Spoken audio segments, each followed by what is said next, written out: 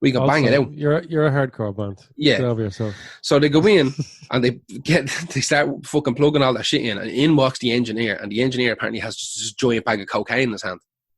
Oh. And he's literally like fucking reefing into this bag of fucking powder. He's lashing out of it, They're really testing judges' fucking fucking resolve here, yeah.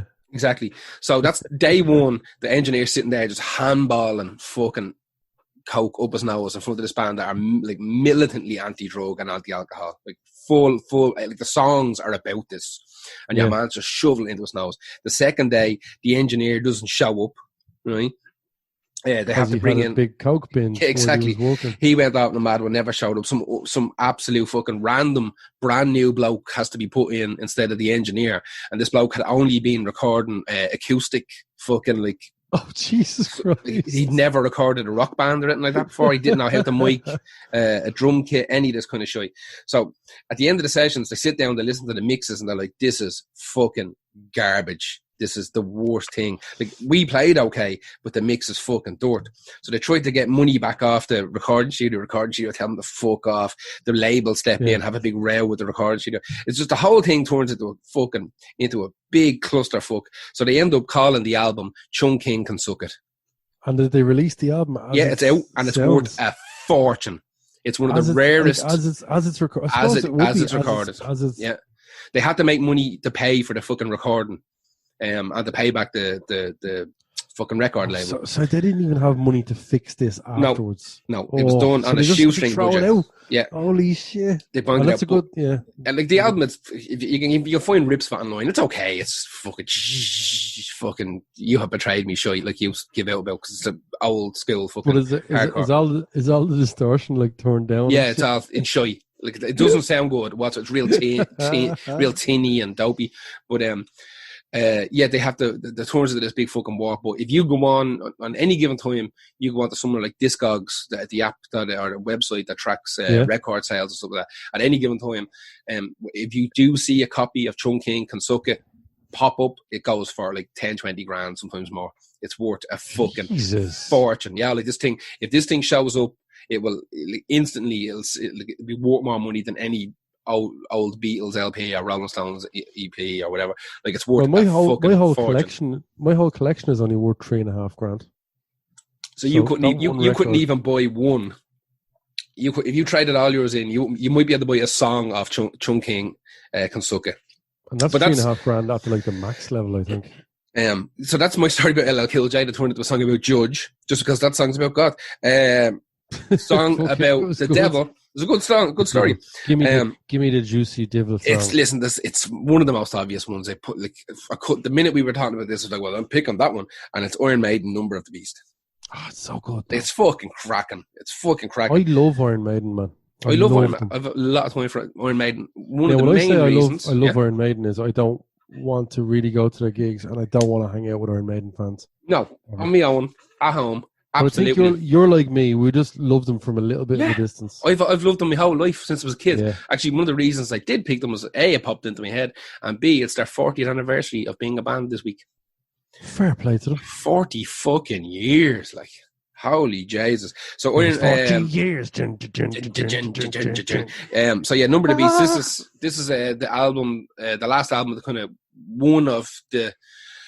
Okay, so as we all know, their lineup changed an awful lot for a fucking good while. Paul Di'Anno Paul Di'Anno left. Dickinson comes in. This is, I think, Dickinson's first album with them.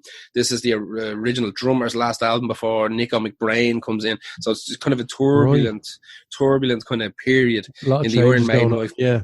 So it comes out in 1982. The Number of the Beast is the name of the album. This is the title track off the album. The song caused fucking murder in America because of the lyric "kill the unborn in the womb." That's just the cover of the album, the fucking content. The religious groups in the States lost their goddamn fucking mind. Their fucking mind they lost. Now, at the start of this song, there's a bit of talking. All right, there's a bit of, on the proper LP version of, there's a bit of fucking some shite, right? Some talking. They ended up using like a kind of British fucking actor and playwright just some mate of a mate who had a good voice. Like, listen, get in that booth there and record this bit of fucking talky. Oh, was he not like mad famous? I thought that was like the start of the Thriller, where it was like Christopher fucking Lee or something like that. Or well, this is where it gets interesting, because originally it was supposed to be Vincent Price. Vincent Price, that's what I meant. Vincent Price was supposed to do it, but he turned around and he wanted £25,000 in 1982. And they were like, Jesus Christ. They would get it for 30 seconds work, Vincent. No, thank you. We'll just get this other hang on. Break that down real quick, right? Think about this, right? He has to factor in the heat he'd get for doing that. Vincent Price, maybe he gave them an actual price of, this is what it's worth to me to take that heat, not just to do the work. The work is grand. But then again, voiceover work gets you more than acting. Yeah, because it's also less grief. Way less grief. You can also do it remote. I don't know about then, but you can do it remotely in a lot of places. Yeah. Like they'll book you into fucking someplace in France because it has a great recording studio. Yeah. They ship that tape to the place in LA. Bingo, bango, bongo. Checks in the post. Vincent Price is singing about the devil for 25 grand. If it was today, they'd throw 25 grand in them for fucking getting up in the morning. But like, this is 1982. So they decided... They throw more to get them up now. Exactly, yeah. But yeah, they couldn't... that was way out of their fucking range. They were a big band, but they weren't that big. No, that's too much for something that's only... Yeah, look. Yeah, Michael Jackson did it, but... Yeah, it was Michael Jackson. Like he was coming out of Jackson 5, which were fucking, they were all millionaires before fucking Mihal ever decided to go on his own. Or would have had plenty of money anyway. Or his dad did. Hang on a second. Michael Jackson Thriller is 1982. Yeah, this is 1982 as well. So I wonder who had that idea first. Probably Michael Jackson. Who knows? Who knows? Only one of them got him. Yeah, exactly. Yeah, exactly. And but I think this was recorded in England anyway, so who knows where Mr. Price was around that year. But yeah, that was my choice for The Devil. Is The Number of the Beast by Iron Maiden. It's obviously a whopper of a fucking song. Who is your next one? I'm going to switch it up now and do the Devil's one first. Okay. And I'm going to pick a band that would be ludicrous to not have them on this, and that's Black Sabbath. Yeah. Even though, you know what? The song is Nib. I love this fucking song. Yeah. I absolutely love Nib. I think everyone loves Nib. The Black Sabbath are more about rituals and sacrificial. It's more witchcraft than fucking... Yeah, witchcraft. But this song is about the devil. This is 100% about the devil's love song to a normal human trying to like seduce a normal human person, which is why the lyric, "My name is Lucifer, please take my hand," is in it. The riff in this is so dirty. Oh yeah, ridiculous.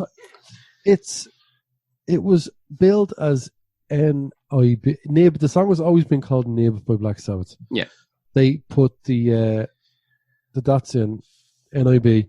Yeah, to make it sound cooler, but it has never been called Nativity in Black by them. Yeah. They've never called it Nativity in Black. They said, Geezer Butler said that he calls it that because they named it after Bill Ward's goatee.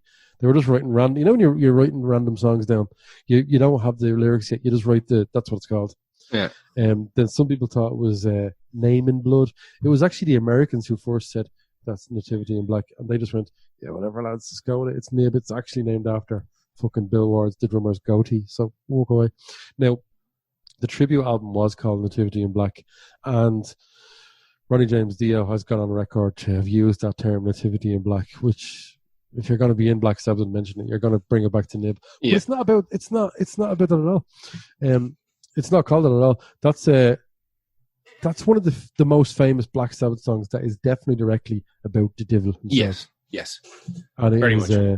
It's also, I'd say, top 5 Black Sabbath songs for me. Up there. Again, that's not saying much. It's a huge fucking Black Sabbath song. I read a thing the other day about the cover to the Paranoid album where everybody, because it's fucking garbage.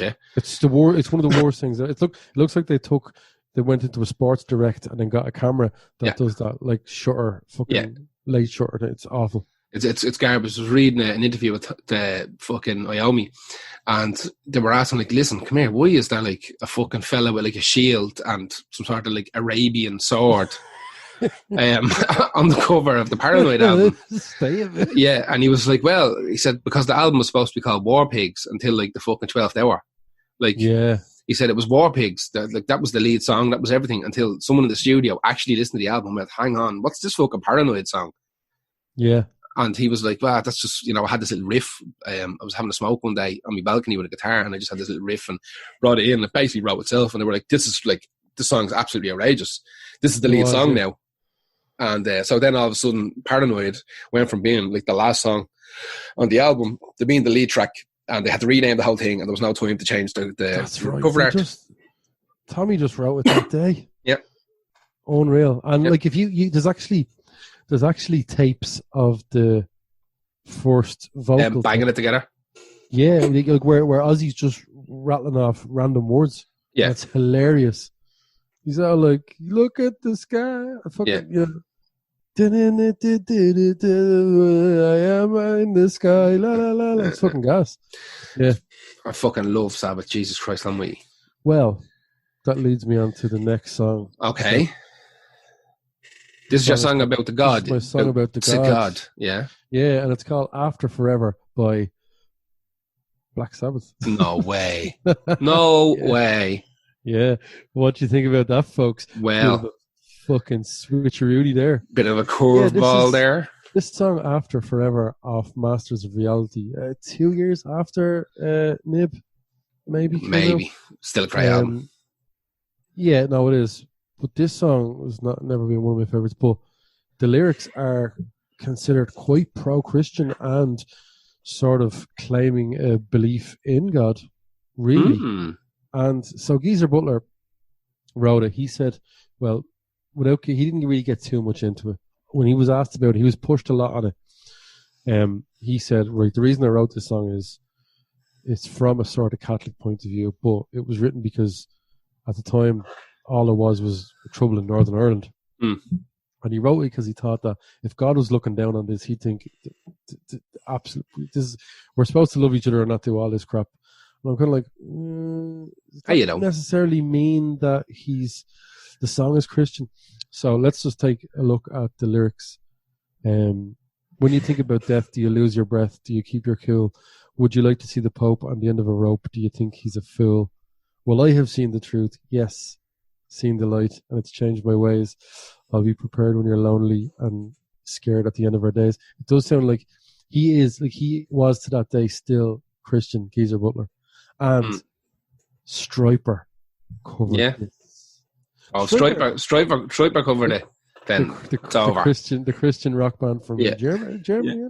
Oh, I haven't a clue. It's one of the things I actually wanted to stay away from as much as possible. Where the actual Christians. Because otherwise, fucking hell, like. No, there'd be no point now. Even though I picked the Lou Gramm song. No, actually, Stryper are American. I'm thinking of a fucking.